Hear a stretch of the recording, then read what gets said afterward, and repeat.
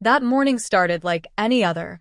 I was enjoying my coffee, savoring the peace and quiet, when I noticed something odd in the reflection of my window. A group of people stood outside, four figures lined up on my sidewalk like they were about to conduct a military operation. Matching polo shirts, dark sunglasses, and an attitude that screamed fake authority. It was clear they were trying too hard. One held a notebook, another had a cheap toy radio strapped to her belt, and then there was the centerpiece of this ridiculous squad, their self-proclaimed leader. A woman with short, obviously dyed hair, arms crossed tightly, lips pursed like she had just sucked on a lemon. Karen. Of course, it had to be a Karen. She carried herself with the kind of arrogance only someone drunk on imaginary power could muster, standing at the front like a general leading an army of morons. I sighed, drained the last sip of my coffee, and made my way to the door, already bracing myself for whatever nonsense was about to unfold. Before I could even fully open it, she launched into her speech like she was holding a press conference. "You are in serious violation of HOA rules, and we are here to take action." I just stared at her, waiting for the punchline. Was this a prank? A hidden camera show? Before I could even ask, she whipped out a laminated piece of plastic and practically shoved it in my face. "You are under investigation for multiple infractions," she declared, flipping through her notes like she was reading from a legal document. "Unauthorized painting of your garage, possession of an unregistered vehicle, and—" She paused dramatically, as if she was about to deliver the verdict in a murder trial. "Inappropriate behavior toward members of the community." I almost laughed out loud. My garage had been the same color since the day I moved in. The so-called unregistered vehicle was my perfectly legal truck parked in my own driveway, and as for inappropriate behavior, that was HOA speak for not wasting my time at their pointless meetings. But then she dropped the real bombshell. "Because you have repeatedly ignored previous warnings, the HOA is now exercising its right to civil custody. We are here to detain you until the matter is resolved." I blinked. Once. Twice. Trying to process what I had just heard. "Wait, you want to arrest me?" Karen squared her shoulders, puffing out her chest like she was expecting a medal for bravery. "The HOA has full authority over this neighborhood," she announced proudly. Behind her, her three lackeys nodded in perfect synchronization, like a choir of well-trained parrots. That's when it hit me. These people genuinely thought they had the power to arrest someone. What they didn't know, I was the actual town marshal. Not a security guard. Not a volunteer. A real law enforcement officer, complete with a badge, a gun, and, at this moment, just enough patience to play along with their circus act for a little longer. I folded my arms, pretending to think it over. "Interesting," I mused. "And how exactly do you plan to arrest me?" Karen turned to one of her goons, a guy whose beer belly was barely contained by a polo shirt 2 sizes too small. He reached into his pocket and pulled out a pair of plastic handcuffs. Plastic.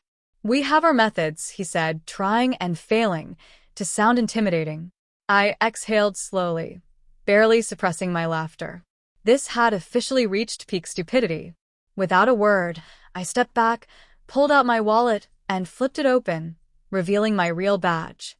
Karen's smug grin disappeared faster than a Black Friday deal. "Good to know you think you have arresting powers," I said, voice steady, serious. "Because right now you're committing a crime, impersonating a law enforcement officer. Oh, and let's not forget attempted kidnapping." Silence. Karen's face went pale. Her henchmen exchanged panicked glances. One of them was already sweating. What are you implying?" she stammered, her confidence crumbling like a sandcastle in a hurricane. I took a step forward. "I'm implying that you and your little squad have exactly 5 seconds to get off my property before I arrest you." That did it. Karen's hand shook as she clutched her pathetic fake badge. Her minions started stepping backward, mumbling weak excuses. Then, like a bunch of rats fleeing a sinking ship, they turned and practically ran. But Karen, oh, she just had to have the last word. "This isn't over," she snapped before spinning on her heels and marching off, her lackeys scurrying behind her. I stood there, watching them retreat, caught between amusement and disbelief. What the hell just happened? But deep down, I knew this was far from over. If I had thought that ridiculous arrest attempt was the peak of their insanity, I was in for a surprise. Mistaken? Oh, I knew plenty of stubborn people in my life, but Karen and her crew? They took stubbornness to an art form. Normal people, when faced with failure, accept it, move on, and go about their lives. But not Karen. Oh no, admitting defeat wasn't in her DNA. Instead of letting things go, she decided to double down on her ridiculous antics. The garbage heist. The very next morning, I stepped outside to take out the trash, and that's when I noticed something odd. My garbage cans were gone. Just vanished. No sign of them on the sidewalk, nowhere near the house. I stood there for a second, trying to make sense of it, before my gaze drifted across the street. And there she was, Karen, standing there like some self-appointed queen of the HOA, arms crossed, her smug little smile practically screaming, "Checkmate." Our eyes met, and she made extra sure I saw that satisfied smirk before she turned and strutted back into her house. I took a deep breath, let it out slowly, and tried to ignore her. Maybe this was just her way of trying to get under my skin. But then, when I got to my mailbox, I found an envelope with the HOA's dreaded stamp on it. I already knew it was going to be complete nonsense before I even opened it. And surprise, surprise, it was a list of violations. Apparently, I was now forbidden from using waste disposal services, banned from parking in my own garage, and, best of all, required to attend a mandatory meeting to discuss my inappropriate behavior. I stood there, rereading the letter in disbelief. Then, without hesitation, I ripped it in half, letting the pieces drift to the ground like confetti. If Karen thought this was going to break me, she was going to have to try a lot harder than that. The HOA garage shut down. That afternoon, I ran some errands, hoping to put the morning's absurdity behind me. But when I pulled into my driveway, I was greeted by something even dumber. An orange traffic cone sat smack dab in the middle of my driveway. Next to it, a wooden post with a laminated notice attached like it was some official declaration. Curious, I walked over and read it. By order of the HOA, this garage is now closed until further notice. Excuse me? I had to pause for a second, just to process the sheer audacity of it. Did this woman actually believe she had the power to ban my garage? Without hesitation, I ripped the notice down and chucked the cone onto the sidewalk. And, of course, watching from across the street like a pair of nosy vultures, were two of Karen's cronies. One of them was furiously scribbling in a notebook, probably writing down something ridiculous like, "Homeowner improperly removes cone. Possible criminal activity." Not even 2 minutes later, guess who stormed out of her house? Yep. Karen. "You can't remove that," she barked, her face already turning red. I turned to her, still holding the cone as if it were a weapon of mass destruction. "Oh, I can't," I asked, tilting my head. "In my own driveway?" She pointed aggressively at the torn-up laminated notice. "That is an HOA sanction. You cannot just ignore community rules." I exhaled, shaking my head. "Karen," I said, fighting the urge to laugh, "you don't have the authority to ban my garage. In fact, you don't have the authority to do anything except annoy me." Her eyes widened in pure indignation, but before she could launch into another lecture, I turned on my heel and walked back inside, slamming the door behind me. The fake police call. I thought that would be the end of it. But the next day, while I was at the police station, I got a call from one of the few sane neighbors in the community. His voice sounded nervous. "Dude, the police are in front of your house." I immediately stopped what I was doing. "Wait, what?" "2 patrol cars.